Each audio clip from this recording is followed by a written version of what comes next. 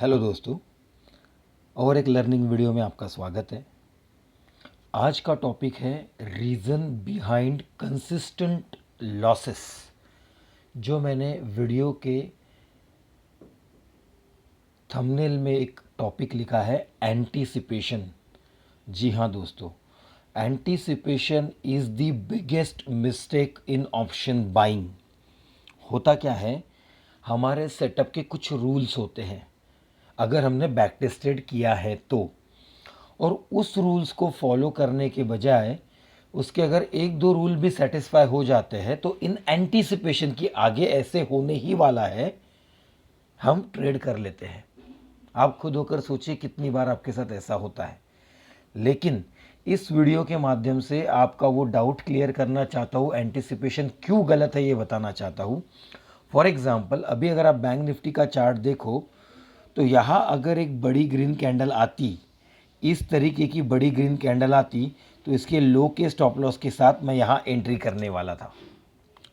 इसका लो का stop loss लगा था और इस बड़ी रेड कैंडल के टॉप पर मैं एंट्री कर जाता। रीज़न, यहाँ मेरा सेटअप कंप्लीट हो जाता और मेरी एंट्री हो जाती। लेकिन अगर मैं ऐसे सोचता कि अब मेरा पहला लेग, दूसरा लेग, बाकी सारी कंडीशंस, सपोर्ट, रेजिस्टेंस मेरे फेवर में हैं और मैं अभी यहाँ पर थर्ड लेग का इंतज़ार करने के बजाय डायरेक्टली एंट्री कर लूँ, तो क्या होता दोस्तों, इतना बड़ा स्टॉप लॉस हिट होता और मैं उसको एग्जिट नहीं कर पाता क्योंकि मेरे पास स्टॉप लॉस नहीं है, क्योंकि मेरा थर्ड लेग बना ही नहीं, क्योंकि मेरा एंट्री कैंडल आया ही नहीं। तो उसके नीचे जो मैं स्टॉप लॉस लगाता वो मेरे पास स्टॉप लॉस ही अवेलेबल नहीं है।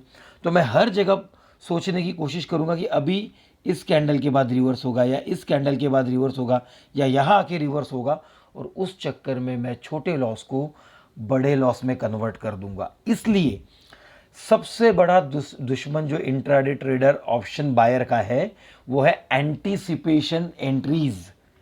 आप पहले ही एंटिसिपेट कर लेते हो ये नीचे आते आते ऊपर जाने वाला है, क्योंकि आप बहुत सारे ट्रैप ट्रेडिंग और ये ट्रेडिंग और वो ट्रेडिंग की वीडियोस देख देख कर फंस रहे हो। कुछ नहीं होता है दोस्तों ट्रैप ट्रेडिंग, वैप ट्रेडिंग।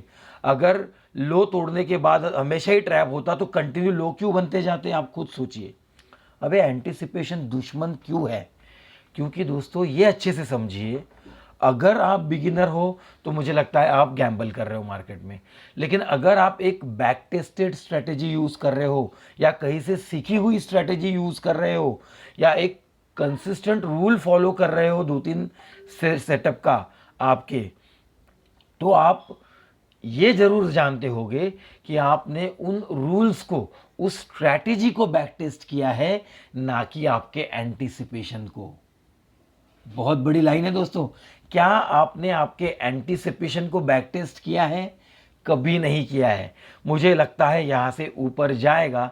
ये सिचुएशन अगर पिछले 1000 बार बनी है तो कितने बार आपके फेवर में गई है और कितने बार आपके अगेंस्ट गई है?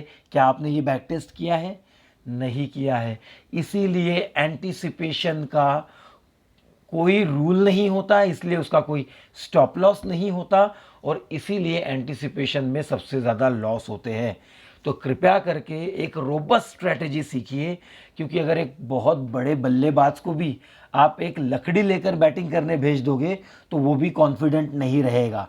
मतलब आप कितने भी स्किलफुल ट्रेडर हो, अगर आपके पास कितना भी स्ट्रांग माइंडसेट होगा लेकिन एक रोबस्ट स्ट्रेटेजी नहीं होगी, बैक टेस्टेड सिस्टम नहीं होगा, रूल बेस्ड सिस्टम नहीं होगा, तो आप हमेशा एंटीसिपेशन के मारे रहोगे।